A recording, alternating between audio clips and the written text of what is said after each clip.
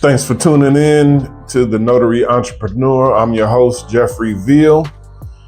Today, we're going to talk about the do's and don'ts for working with the referral source. But before we get into it, a couple of housekeeping notes. First of all, make sure you hit that like button. Just the action of you hitting that like button is you showing the universe that you're actually taking action to make your notary business better. And over here at the Notary Entrepreneur, we don't just notarize, we monetize. We're about making money. We're not trying to just do this for goodwill. We're actually trying to make a living out of this notary business. And that's what I do. I currently pay all my bills. I live my lifestyle. I used to call myself the #1 notary, but hey, I'm just a notary that's living off of my notary business. Tip of the day, when you're doing a notarization, make this a habit. When you do that stamp, wiggle it to the west, east, north, and south. And when you do that, you're gonna make sure you get a full print on your notary stamp, and you're not gonna be light on certain edges. So I've made that a habit that I do every single time. So now let's get into it. We're talking about the do's and the don'ts for working with the referral source. Tip number 1, your referral source is giving you work because they're too busy to do it themselves. So you wanna be a referral partner that's able to handle things on your own without having to call your referral source. Tip number 2, know where to find the answers. If you need to call your referral source to ask them a question, it's most of the time something that you can find out on your own. Make sure you're using ChatGPT. Have other sources that you can call. Get the Secretary of State's number in your city or your state. Have other notaries that you can call. But you just want to be somebody where they throw you that job and then they know that it's just going to be handled without any interruptions or headache. 3, call your customers ahead of time before you go. It's a bad feeling when my referral sources call me and they say, Jeff, I'm here at this job and they're not answering. Nobody's answering the phone. And now the referral source has just wasted their time driving to see a customer. It makes me feel bad. But the way that I run my program is if we don't get money from the customer, then nobody gets any money. So this also goes for when you have jobs on your own that come directly to you and you have to drive, I would say over 30 minutes or over it's going to take you to get there. It's best to just call them ahead of time to make sure that they're ready. Like say, hey, this is the notary, just letting you know I'm on my way. And that gives them time to finish up whatever they're doing, clean off the table and be ready for you. The next one is don't ask a million questions when your notary source sends you a job. The only thing you need to know is when, where, debatable on if you need to even know how much the job is paying you. That's something else I'm gonna get into in the next few points. But when you're asking, is it a house? Is it a hospital? How am I gonna know who they are? What are their names? Do they have their ID? What type of document is it? Usually your referral source is gonna tell you everything that you need. All those ancillary questions that you're asking are just taking up time. And what you're really doing is you're just showing that you're afraid. And you feel like the more that you know about the situation, the more that it's going to help you. But I talked to one of my associates about this. It doesn't matter what type of document it is. It doesn't matter if it's a 1-page document or a 500-page document. Regardless, you should have the same process every single time throughout whatever document it is, however many pages it is. So when you don't ask all these extra questions, it just makes it easier for your referral source throw you the job, boom, you slam dunk it, you alley-oop dunk it. Next is don't make vital decisions unless you've been given the authority to do so. So for example, I had a notary associate one time gave a customer a discount for some reason, I don't remember what. And this was one of the first jobs that I sent to her. But that's something that you need to call your referral source about.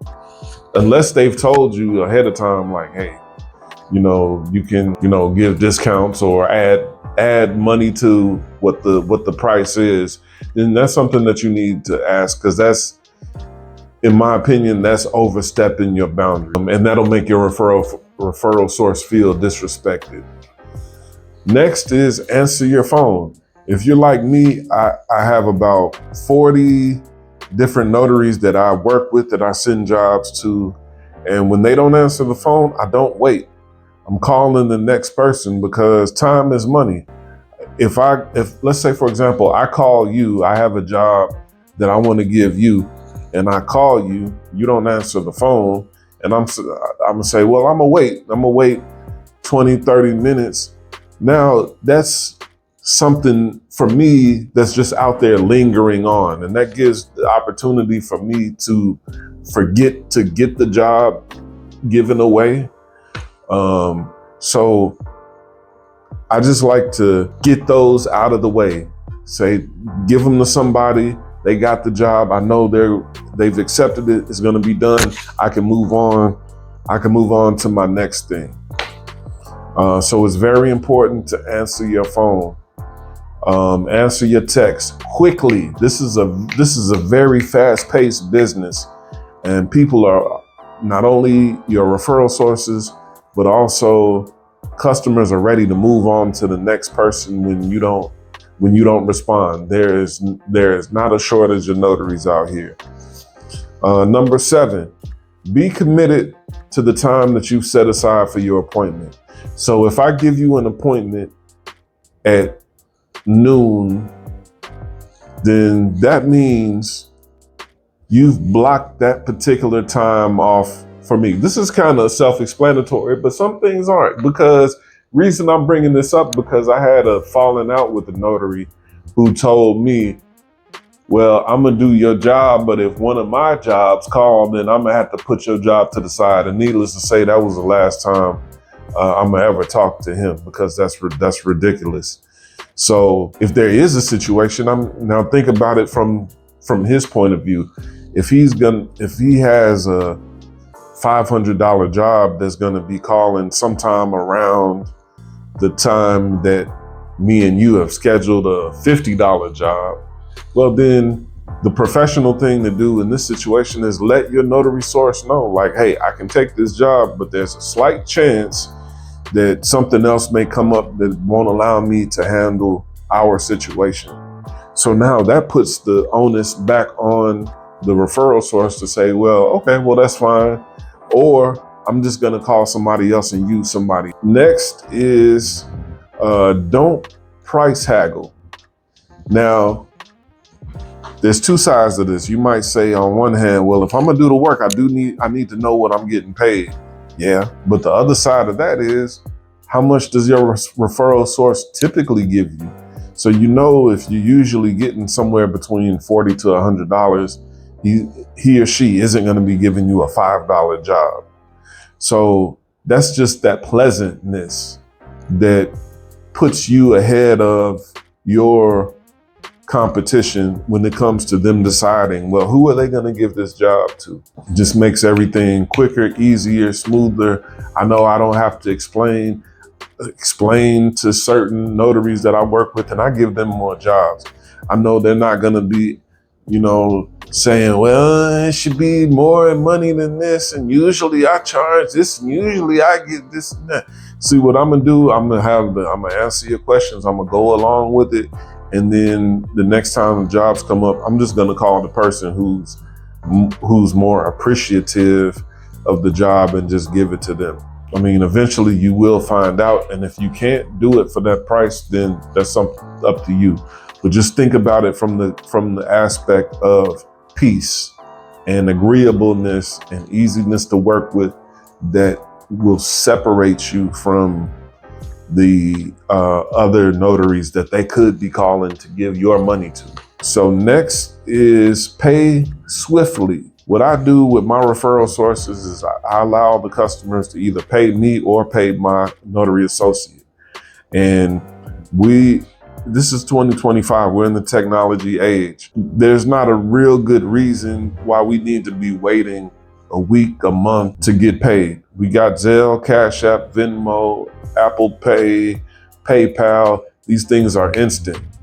And when I have to chase somebody down for money and I'm blessing you and you're making me wait, it feels like it can, to the overactive imagination, which we're all prone to, this can feel like you're playing a game with me, or you're not appreciative of the opportunity when you're putting all these other things ahead of sending my money, when all it takes is a couple of these, for you to send the money. So just letting you know, send that money quickly, especially if they pay you quickly, if that's the type of situation that you're in. Number 10 is don't promote yourself when they send you on these jobs.